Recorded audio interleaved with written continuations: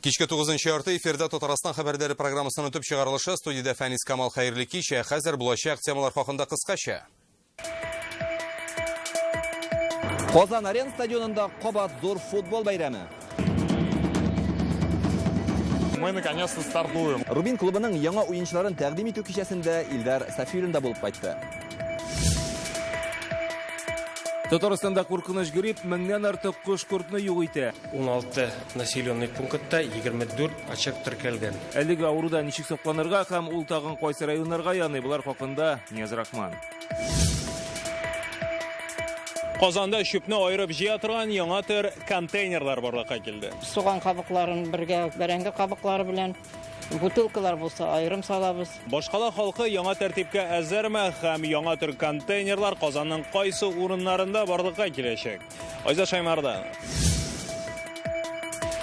Казанның данлыклы Чехов базары ябылырга санаулы көннәр кала. Җәй уртасында эшсез калдыру ул бер дә дөрес түгел. Аның урынына монда нәрсә барлыкка киләчәк? Бу хакта тулырак Нияз Рахман.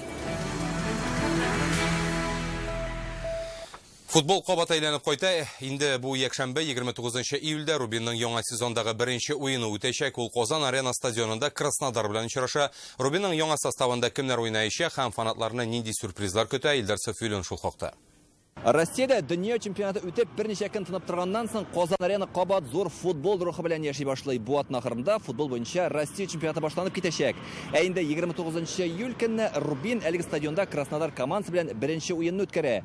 Ә бүген җанатарларга Рубинның яңа уенчыларын тәкъдим итәләр. Стадионда узучы футбол бәйрәменә бергәләп рәхим итик. Күпкенә җанатарлар дөнья чемпионаты уеннарыннан соң тынычланып та өлгермәде һәм менә кабат футбол тантанасы. Спорт башкаласы Россия чемпионатындагы яңа сезонны әнә шулай зурлап каршы ала. Берничә көнлек кенә Казансу буендагы җанатарлар кырмасын сүтеп бетерделәр, ләкин бу төшенкелеккә бирелү өчен сәбәп түгел. Хәзер мондый мәйдан стадион янында. Эта идея нами вынашивалась на самом деле очень давно. Без мондый җанатарлар мәйданы булдыру турында күптән хыяллана идек инде. Европадагы күп кенә клубларда ул бар һәм менә бездә дә ниһаять ул тормышка ашты. Җанатарлар мәйданы Рубин уеннары башланырга 2 сәгать кала үз ишекләрен ача. Әлегә бу мәйдан сынау режимында эшләй. Һәркем өчен керү ирекле. Матур халык җыела менә балалар килгән. Футбол миңа калса инде хәзер популярлыгын тагы да артыр дип уйлыйм мин. Әлегә җанатарлар Рубинның яңа уенчылары белән таныша. Алар Алтау, Александр Бухаров барлык футбол тамашачыларына да бик яхшы таныш. 9 ел элек ул Казан клубы составында Россия чемпионы булган иде. Әлегә футболчылар да, җанатарлар да спорт бәйрәмендә күңел ача, ә инде тиздән дөньяның иң көчле футболчылары уйнаган футбол кырында зур ярыш башланачак. Илдар Сафиуллин, Данил Филатов, Марат Зайдуллин, Яңа гасыр каналы. Хәзер исә башка темаларга кош гриппы куркуга сала. Татарстанда әлеге чирне йоктырган кош-корт саны инде 1000-нән арткан. Әлеге афат республиканың 6 районының 24 торак пунктында теркәлә. Канатлылар гриппының масштабы тагын да зуррак булырга мөмкин диләр. Республиканың ветеринария хезмәтендә куркынычлы зонага барлыгы 200 авыл ләгә. Татарстан президенты указы нигезендә әлегә кадәр республикада карантин саклана. Нияз Рахман дәвам итә. Кош гриппы бу районы чикләрен үтәсенге көннәрдә 4 зарарлану очраклары теркәлгән. Белгечләр фикеренчә, әлеге афат күршедә булган Чувашия республикасыннан кергән. Ваннистан, Ташкичи һәм Түбән, Наратбаш авыллары да кош гриппыннан зыян күрүчеләр рәтендә. Хуҗалыклардан алынган анализларны тикшерүгә җибәрәләр. На сегодняшний день в этих 4 населенных пунктах уничтожено 140 голов птиц. Бу хуҗалыкларда барлыгы 140 кош-корт юк ителә, авыру таралмасын өчен аларны үттертеп яндыралар. Бу араны территориясенә керүче барлык транспортында төрле маддәләр белән чистартып юалар. Бортик дезинфекция ясалган автомобильләргә генә яшел ут. Сергей Баринов машинасы инде 5нче тапкыр дезинфекцияләнә. Понимаем? Бу эшнең кирәк булганын аңлыйбыз. Юдырсыннар, без каршы түгел. Республиканың ветеринария идарәсе һәм башка хезмәтләр бу куркыныч авыру таралмасын өчен бөтен көчләрен куя. Татарстанның 6 районы Чүпрәле, Кайбыш, Тәтеш, Апас, Кама тамагы һәм Буада кош гриппы ачыкланды. Юк ителгән кош-корт саны 1000 баштан артып китә. Бүгенге көндә Чүпрәле һәм Тәтеш районында берәр кош гриппы пункты теркәлгән. Тәтеш район, Кайбыш районында 3 пункт, Апас районында 8 пункт, Кама тамагы районында 7 пункт һәм Буа районында 5 пункт кош гриппы теркәлгән. Бүгенге көндә 1035 баш кош кышкырт яндырылган. Чтобы у нас в Кишиневе не было. Ветеринария хезмәте вәкилләре куркыныч астына 200 торак пункт эләгергә мөмкин ди. Шуңа күрә республика күләмендә профилактика эшләре башкарыла. Түбән Кама районында шәхси хуҗалыкларда белешмәләр тараталар. Своими птицами ухаживаем. Без үзебезнең кошкортларны күзәтеп торабыз. Алар бары тик үз китәклекләрендә тора, урамга чыгармыйбыз. Ашаулары да җитди контроль астында. Йорт кошлары азыгына чынында игътибарда булырга киңәш итә белгечләр. Кембикорманы мәсәлән бары тик белгән урыннан гына алырга. Кош итен дә теләсә куян алмаска. Инде бүген Татарстан сәүдә үзәкләреннән 124 килограмм тавык ите сатудан алып яндырылган. Посты, они у нас установлены в 6 местах. Бүген Татарстанда 6 кизү туры урыны тәүлек дәвамында эшли. Машинада кыш ябылмаса аның ите булса алар кире борыла. Инде башка төрле транспорт тулысынча дезинфекция уза. Шәхси хуҗалыкларда да, фермаларда да игътибарны арттырырга чакыралар. Бу афәттән бары тик барлык таләпләрне башкарган очракта гына сакланырга мөмкин. Бу һәм Түбән Кама телевидениелары ярдәмендә Нияз Рахман, Яңа Гасыр каналы. Татарстан районнарының яртысында урып җыю кампаниясе башланды. Урак алдынгылары исеме Зәй, Сарман, Нурлат, Буа, Апасы игенчеләрендә. Әлегә республика кырларыннан, гектарыннан уртача 33 центнер уңыш чыга. Беренчеләрдән булып уру җыюга керешкән Зәй районында икмәк уңышы тагын да югары, гектарыннан 56 центнерга кадәр җитә. Анда бүген аграр министр Марат Әхмәтов та булды. Яңа уңыштан пешерелгән икмәктән безнең хәбәрчеләр дә авыз итте. Урып җыю көндәлеге Ләйсан Сабировадан. Тукай районы кырлары алтынга күмелгән кыр краплары көзге будайны урып җыя, КАМАЗлар төяп ташып кына өлгерсен. Уңыш әйбәт. Иртәнге 6-дан кичкә соңга эшлибез. Көзге будай басуында басып торабыз. 136 гектар менә монда 45 центнер белән бара бу басу, 45 центнер белән бар яхшырак басуларда 60 чыгар дип өмет итәбез. Икмәк Зәй игенчеләрендә сөендерә көзге будай гектарыннан 56 центнер чыга. Сыры технологияларда диләр. Алар төгәл үтәлә. Биредә аграрийлар 4 еллык чәчү әйләнешен саклыйлар һәм пар җирләрен федераль культуралар белән тукландыралар. Сынау кырларындагы ырлыклар басуларда да үзен яхшы күрсәтте. Зәй игенчеләре 12 район коллегалар алдында тәҗрибәсе белән уртаклашты. Нинди коры ел булуга карамастан, гәрчә Зәйдә 3 ай эчендә 76 мм явым-төшем үтте бары тик. Ул хәтта безнең гадәти елларның яртысы күләмендә түгел. Әмма менә технология нәрсә эшли 40 центнер икмәк суктырып алалар һәр гектардан бүген көндә. Зәйлеләр кунакларын яңа уңыштан пешерелгән икмәк белән дә сыйлады. Республика кисәк кенә һәм кинәт кенә тоташ уракка төште дип әйтә алабыз. Республикабызның Казан артындагы дөньяк берничә районны кертмәгәндә, исәпләмәгәндә, инде бүген 30-га якын район республикада чынлап уракта. Әлегә республикада уртача уңыш күләме гектарыннан 33 центнер тәшкил итә. Урып җыю кампаниясе алдынгылары исемлегендә Зәй, Сарман, Апас, Азнакай, Нурлат районнары. Дай бог нам всегда такой урожай хороший. Түбән Кама кырларыннан да беренче тонналар элеваторга китте. Бер җәйге 40 көн ел ашата ди Алабуга районы игенчеләре. Һәр көнне нәтиҗәле файдаланып калырга ашыган. Көзге будай һәм арыш белән беррәттән рапс һәм рыжыкны да урып җыюга төшәләр. Николай Филимонов үз тәҗрибәсендә нинди генә еллар күрмәгән. Мы люди древние. Без иске гадәт кешеләре икмәкне тизрәк җыеп алырга тырышабыз. Аны вакытында урып җыймасаң, кешеләрне иписез калдырырга була. Татарстан игенчеләренә 1 500 000 гектардан бөртекле һәм кузаклы культуралар гына урып җыярга кирәк. Аграрийлар һава торышының уңай торуына һәм техниканың сынатмавына ышана. Зәй, Түбән Кама, Чаллы, Нурлат һәм Алабуга телевидениелары ярдәме белән Ләйсан Сабирова, Яңа Гасыр каналы. Казан чүпне айырып җыюга керешә. Авиа төзелеш районында 400-дән артык яңа контейнер куела башлады. Әлегә халыктан чүпне 2 төргә бүлеп ташлауны сорыйлар. Берсе коры калдыклар, ягъни кәгазь, пыяла, пластикларга, икенчесе исә азык-төлеккә. Халык яңа тәртипкә әзер микән соң Айзар Шаймарданов күреп кайтты. Күрдегезме бу үзгәрешләрне? Күрдем. Нәрсә сөйлиләр? Ничек? Айырасызмы чүпне? Айырганыбыз юк әле. Менә минем монда бәрәң кабыклары, шешәләр. Фирая ханым чүп савытларының үзгәргәнен күрсә дә, яңа тәртипкә әле ияләнмәгән. Шулай да чүплек янында ул аларны дөрес итеп айырып ташлады. 2 пакет тотачаксызмы соң? Ничек? Юк. Лучше айырым, монда шашайрым. Кой кеше яктасын иде. Яңа контейнерлар 2 төр чүп өчен. Беренче сары төстәгесендә эшкәртелә торган коры калдыклар, моңа металл, кәгазь, пластик шешәләр, пыяла кереп, сары төстәге язулы икенче контейнер исә азык-төлек, кием, ялтыравыклы кәгазьләр өчен. Нәрсә, ләкин халык бу үзгәрешләргә әлегә берничек тә әзер түгел. Гәрчә бары тик 2 төрле контейнер гына булса да, мәсәлән, менә шушы эшкәртелә торган коры калдыклар арасында рәхәтләнеп күргә мөмкин азык-төлек калдыкларын, ашамлыклар, монда дөге, җиләк, җимешләр һәм башка калдыкларда исә киресенчә пластик шешеләргә хәтле очратырга мөмкин. Ягъни кем ничек тели, ничек туры килә, шулай чүпрен ыргытып та калдыра. Югында пакетка саламыз, шулай итәмез инде. Утром они забирают же. Пока вместе неделю. То есть нет отдельного. Суган кабыкларын бергә, бәрәңге кабыклары белән печевой башка төрле бутылкалар булса айрым салабыз. Шул Халык яңа тәртипкә ияләшсен өчен вакыт һәм аңлату эшләре алып бару кирәк ди экология активистлары. Нужно вести широкую пропаганду. Хәзер бик зур пропаганда, агитация эшен алып барырга кирәк. Беренче чиратта матбугат аша контейнерлар каршына зур баннер куеп, анда чүпне аеруның файдасы хакында сөйләргә кирәк. Дөрес, чүпне аерып җыя башлаучылар да бар. 90 яшьлек Әлфия Хисматуллина өйдә 2 чүп савыты тота. Гәҗитләрне аерым җыям, бутылкаларны аерым җыям. Ни өчен? Ну, ашабай без ташламыйлар бит инде. Без артык пешермибез. Яңа төр контейнерларны әлегә Казанның авиатөзелеш районында гына урнаштыралар. Инде 200 савыт куелган. Алга таба барлыгы 400-дән артык контейнер булачак.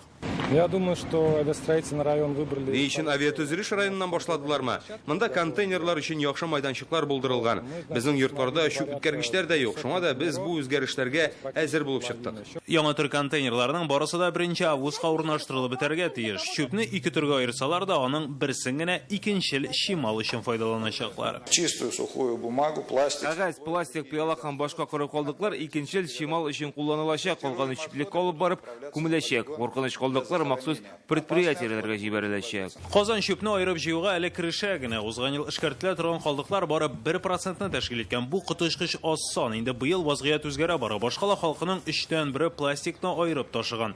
Ярты ел эчендә 700 тонна икенчел чимал җыелган. Бу узган ел белән чагыштырганда 2 тапкырга артык. Айза Шаймарданов, Андрей Сентальцев, Яңа Гасыр каналы. Башкаланың донлыклы Чехов базары ябыла. Сатучыларга яңа урын эзләргә 1 ай вакыт бирелгән. 1 сентябрьдән сәүдә үзәге бөтенләй үз эшен туктатырга да тиеш. Базарда зур төзекләндерү эшләре каралган икән. Ремонт ел ярымга сузылырга мөмкин диләр. Чехов базары урынында заманча сәүдә комплексы барлыкка киләчәк дигән фаразлар да яңгырый. Дистә еллар дәвамында сату итүчеләр хәзер кая барырга тиеш соң? Менә Нияз Рахманов ачыкларга тырышты. Ремонт кирәк, конечно, но кешене менә шулай җәй уртасында эшсез калдыру ул бер дә дөрес түгел. Галиябанова Пасафилина Чехов базарында инде 27 ел дәвамында сәүдә итә. Базар җитәкчелеге ремонт турында озак вакыт сүз алып барды. Хәзер безгә яңа урын эзләргә 1 ай вакыт бирделәр ди. Ә бит һәр сатучының монда үз клиентлары бар. Безнең үзебезнең покупательләр бар. Алар безне беләбез, аларны беләбез. Шуңа күрә алар бик кызганалар безнең моннан киткәнебезгә. Кешегә кеше килә бит, товарга килми, кешегә кеше килә. Ремонт кирәклеген башка сатучылар да аңлый соңгы тапкыр Чехов базарында төзекләндерү эшләре 2000 елларда башкарылган иде дип искә алалар. Бүгенге шартлар заман таләпләренә туры килми. Парковка юк монда машинага. Самое главное, чтобы покупательләр килеп, спокойно машинаны куеп, продукт алсыннар өчен. Тоже уже искәделәр холодильниклар, яңа холодильник, кондиционер булырга тиеш. Карточки вот нам дают. Үзгәрешләр булырга тиеш. Мәсәлән, безнең банк карталары белән эшли торган аппаратлар юк. Алар бит булырга тиеш. Базар заман белән атласын иде. Чехов базарына йөрүче халык аның ябылуы турында инде ишеткән. Бер ялешкән урын белән озак вакытка аерылуны алар төрлечә кичерә. Йөршерим, монда янәшә яшим мин. Шуңа күрә йөршерим. Менә монда ремонт кирәкме сезнеңчә? Нәрсәләрне яхшыртырга кирәк? Ой, аны белмим мин. Ничек хәзер современный. Менә әйтәлмим, что искә бер алам. Әнә сөтне алам сегодняшним числом. Менә сметан, май бөтенесе сегодняшний. Иткә киләм, итне парнойны гына пайтып пешерәм. Кондиционер юк, менә кызу бит кирәк. Чистарт бар, вроде нормальный, проходлар свободный. Ну ремонт кирәкме соң? Миңа кирәкми. Чехов базары ябылырга әле 1 айдан артык вакыт бар, ләкин шуңа да карамастан монда сәүдә туктамый. Сатучылар сүзләренә караганда бүген биредә барлыгы 50-дән артык нокта эшләп килә, ләкин шулар арасында инде бушаган киштәләрендә очратырга мөмкин. Үз вакытында монда 400 арендатор эшли, ә хәзер базарның эчке ягына түгел, тышкы өлешендәге кечкенә сәүдә рәтләре дә юкка чыгачак. Җитәкчелеккә төрле органнарның дәгъвалары да бар. Совет районы суды мәсәлән әле күптән түгел генә санитар нормаларны бозган өчен базар җитәкчелеген 10 000 сум штрафка тарта. Кызганыч директорлары базар язмышы хакында безнең белән сөйләшүдән баш тартты. Хотелось бы с вами общаться. С вами пообщаться.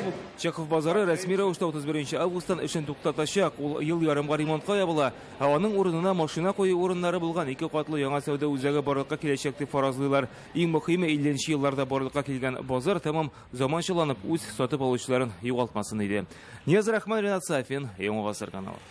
Интерпол эзләгән кеше Рөстәм Миннеханов белән очрашуга ничекләккән. Бу хәлгә аңлатманы бүген Татарстан президентының матбугат хезмәтендә бирделәр. Исегезгә төшерәбез. 8 май көнне Рөстәм Миннеханов Берләшкән Гарәп Әмирлекләреннән делегацияны кабул итте. Соңрак билгеле булганча, кунакларның берсе Дубайда яшәүче Норвегия бизнесмены Умар Фарук Захур зур күләмле банк механизацияләре өчен халыкара оешма тарафыннан эзләнә. Бүген Татарстан президентының матбугат хезмәтендә хәбәр итүләренчә, делегация составын һәр ил үзе раслый кунакларны кабул итүче аларны тикшерү белән шөгыльләнми. Этот фигурант прибыл из Объединенных Арабских Эмиратов в Россию. Әлеге кеше Берләшкән Гарәп Әмирлекләреннән Россиягә Казан халыкара аэропорты аша керә. Ул Пакистан гражданины паспортын күрсәткән. Федераль миграция хезмәтендә ул Фарук Умар Ахметов буларак, башка исем астында теркәлгән. Интерполда исә ул Захур Умар Фарук буларак исәпләнелә. Шуңа күрә дә ул шик сакчыларында шик тудырмый. Сез хәбәрләр программасын карыйсыз. Алдагы минутларда. Волгоградның иң яхшы пенсионерлар иҗат коллективлары Казанда.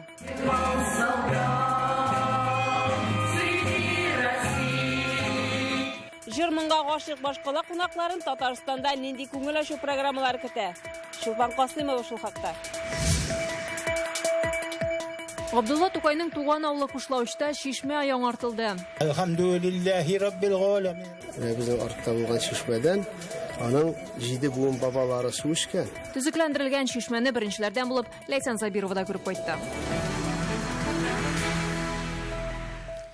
Рөстәм Миннеханов Россия Дәүләт Советы каршындагы консультатив комиссия составына кертелде. Бу турдагы указны ил президенты Владимир Путин имзалаган. Татарстан лидерыннан тыш анда президент хакимияте башлыгы урынбасары Сергей Кириенко, вице-премьер Виталий Мутко, президент ярдәмчесе Игорь Левитин, Мәскәү һәм Санкт-Петербург мэрлары, Чечня башлыгы Рамзан Кадыров һәм Свердловск өлкәсе губернаторлары да керә.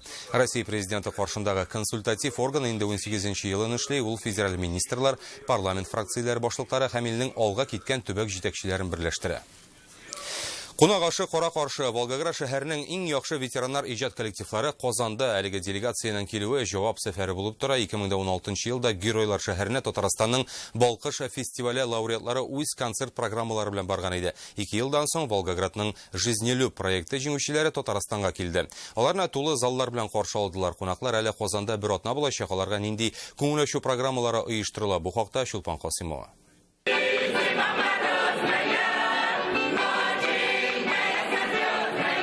Казан шәһәренең Раздолье хор ансамбле кунакларны коридорда ук каршылый, үзләренең репертуарларындагы җырлар белән. Волгоградтан килгән кунаклар аларга кушылып җырлый. Александр Метков кашыклары белән кушылган. Әйтерсең, алар күп еллар буе бер төркемдә эшлиләр. Бөек Ватан сугышы ветераны бүген иртәнге 5-тә торып Казанны карарга чыккан. Я первый раз в Казани.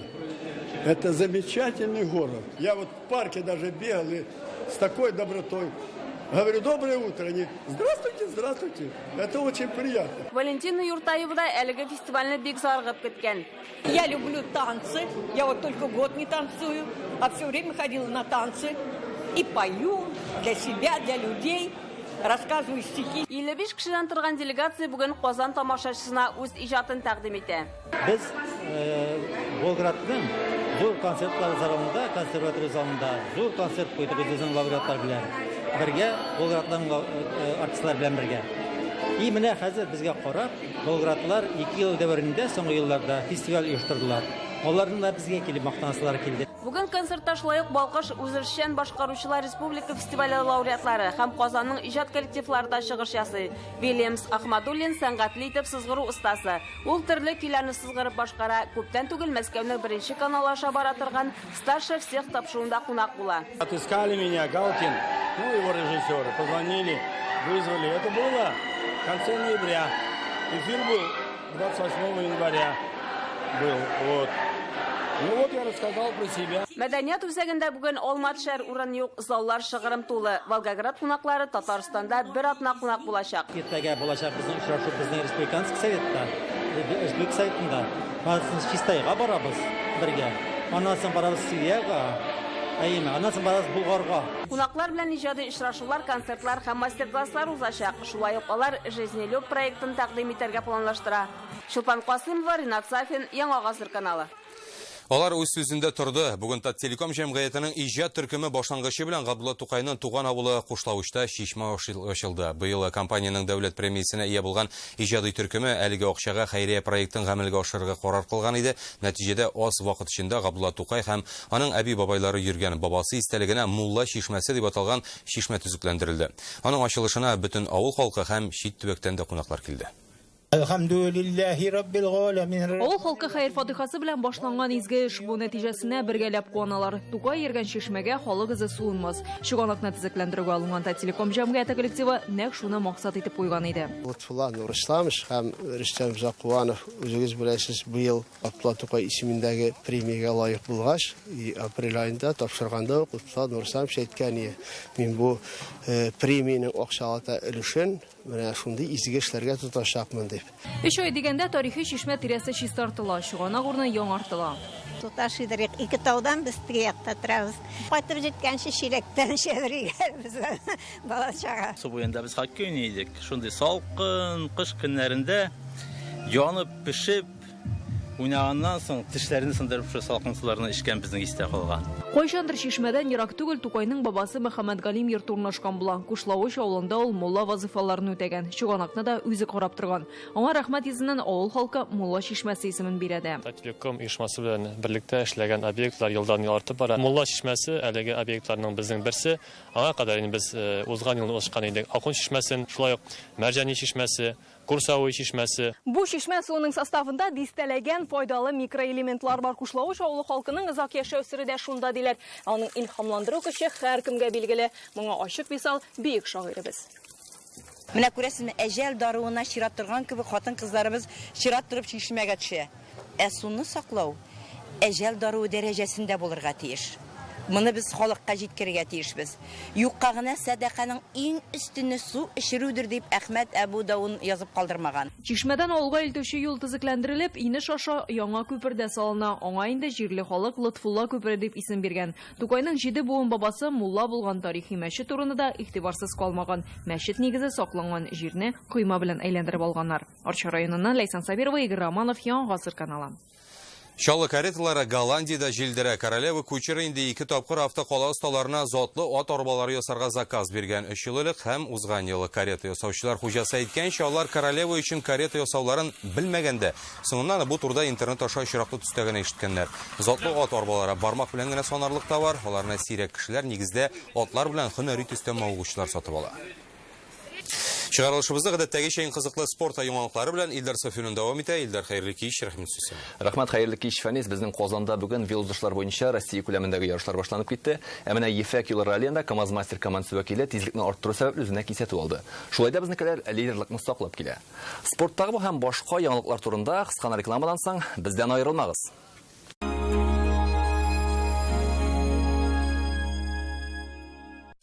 Болгар радиосы тәкъдим итә 30 август Пирамида концертлар залында Болгар радиосының бәйрәм концерты. Катнашалар Айдар Галимов, Гүзәл Уразова, Данир Сабиров, Илсия Бәдретдинова, Венера Ганиева, Филис Каһиров, Ришат Туфатуллин һәм татар эстрадасының популяр йолдызлары. Башлана 18 сәгатьтә бәйрәм концертына рәхим итегез. 28 июльдә Әлки районы Югары Әлмирзада авыл бәйрәме рәхим итегез. Модернизация – основа конкурентоспособности и залог эффективности промышленных компаний. Современное производство постоянно развивается, отвечая новым запросам времени. Внедряются новые технологии и новые принципы работы. Повышается эффективность использования ресурсов и человеческого капитала. Казань-Оргсинтез – непрерывное развитие. Ждешь скидок? Спеши в автоцентр марка Nissan на Чуйкова. Там Nissan Альмера от 545 тысяч рублей. Звони 4 пятерки 3 единицы. Уважаемые абитуриенты, Казанский государственный аграрный университет объявляет прием документов на очную и заочную формы обучения. Время жарких предложений в Азинавто. Только в июле автомобили «Лада» с выгодой до 155 тысяч рублей. Успейте совершить выгодную покупку на особых условиях. Азинавто, Минская 1, телефон 512 12 12. Внимание! Объявляется открытый конкурс «Туристический сувенир-2018». Подробности на сайте tursouvenir16.ru. Заведи «Ладу» летом и выгоду получи при этом. Гранту, Весту и X-Ray. Забирай у нас скорей. Выгода до 115 тысяч рублей и выгодный кредит. Автоцентр «Парус». Подробности 5 541 541. Болгар радиосы тәкъдим итә. 30 август Пирамида концертлар залында Болгар радиосының бәйрәм концерты. Катнашалар Айдар Галимов, Гүзәл Уразова, Данир Сабиров, Илсия Бадретдинова, Венера Ганиева, Филис Кахиров, Ришат Тухватуллин һәм татар эстрадасының популяр йолдызлары. Башлана 18 сәгатьтә бәйрәм концертына рәхим итегез.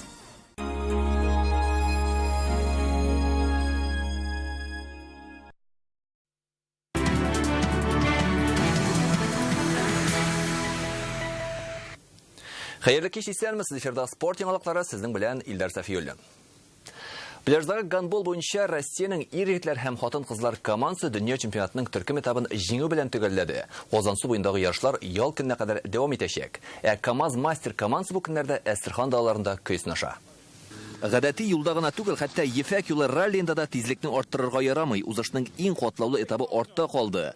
Әстерхан һәм Волгоград арасындагы махсус участокта КамАЗ Мастер командасы вәкиле Андрей Каргинов иң югары нәтиҗә күрсәтте. 443 километрга сузылган трассаны икенче булып Эдуард Николаев экипажы үтә. Гомуми күрсәткечләр буенча үзгәрешләр дә бар. Андрей Каргинов белән Эдуард Николаев тизлекне арттырган өчен җәзага тартылды. Нәтиҗәдә беренче урынга Антон Шибалов күтәрелә. Лидер үзгәрсә дә КамАЗ Мастер командасының 5 экипажы лидерлыкны саклап киләләр. Бүген катнашучылар Волгоград һәм Липецк арасында узыша. Узыш дистанциясе 767 километр. Шуның 317 чакрымы махсус участок. Велосипедта йөрергә яратучыларны 1000 чакрымлы катлаулы юлларда куркытмый. Төрле илләрдән җыелган велосипедчылар бүген Казан Кремль яныннан кузгалып китте. Сәгать төп-төгәл көндезге 12 һәм велосипедчылар Казан Кремль яныннан кузгалып китте. Алар барлыгы 16 шәһәр һәм 1000 чакрым юлны үтәргә тиеш. Катнашучылар легендар Транссибир магистрале аша узачак. Кыскасы 3 атнага якын велосипед педали әйләндерәчәкләр дигән сүз. Бу ярышта минем максатым төрле экстремаль очракларны җиңеп чыгу, катлаулы юллар, түбән һәм югары температура, башка кыенлыклар. Альмира Галиева велоспорт белән 1980 елдан бирле шөгыльләнә. Велосипедка утыруга үземне канатлыдай хис итәм ди. Монда ул узышларны озату тантанасына килгән. Походларга йөрибез, соревнованияларда элек үзем дә йөридем. Хәзер балалар белән балаларны өйрәтәбез, аларны соревнованияларга җөртәбез. Казан Кремленнән кузгалып киткәннән соң велосипедчылар Пермгә юл тотты. Алда аларны тагын 10 шәһәр көтә. Мәскәүдә башланып киткән узышның финишы 17 август көнне Владивостокка билгеләнгән. Карате белән шөгыльләнүче Татарстан яшьләре Пензада узган ил күләмендәге ярыштан медальләр яулап кайтты. Татарстанның карате белән шөгыльләнүче яшьләре Россия күләмендәге җәйге спартакиаданың финалында катнашты. Пензада узган ярышларда республика спортчылары призорнарга лаек. Алина Шишканова белән Данил Данилов көмеш медаль белән бүләкләнде. Рөстәм Фасыхов пьедесталның 3нче баскычына күтәрелә. Әлегә менә шундый яңалыклар иде, игътибарыгыз өчен рәхмәт. Исән сау булыгыз.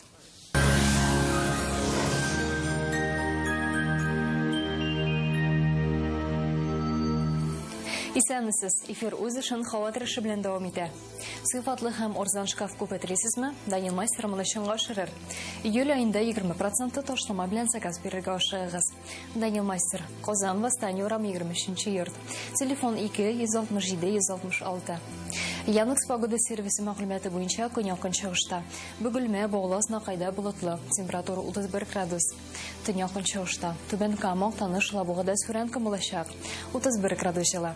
Төньякта Минзәле, Әгәрҗе, Менделеевскида болытлы һәм яңшынсыз.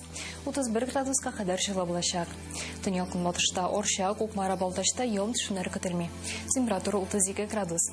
Көньяк-көнбатышта Болгар, Бош, Прәледә болытлы, яңшыннар булмый. 32 градус җылы. Үзәктә Чистая, Нурлат, Аксубайда шулай ук яңшынсыз. 32 градуска кадәр җылы булачак. Алда көннәрдә һава торышында нык үзгәрешләр көтелми. Башкалабыз Казанда болытлы, яңшыннар көтелми. Температура 30 градустан 32 градуска кадәр җылы. Көнбатыштан талган җил, атмосфера басымы төркемеш багнасының 7,9 мм тәшкил итә. Һаваның чагыштырма чагымлылыгы 40%. Магнит толкыны көтелә, сәламәтлегезгә игътибарлы булыгыз. Шулай ук Татарстанда яңгыр чыгу куркынычы башланды. Игътибарлы һәм сак булыгыз. Әлеге менә шулар сезнең һава торышы белән Альбина Шихапова таныштырды. Исәнлектә күрешик. Сау булыгыз.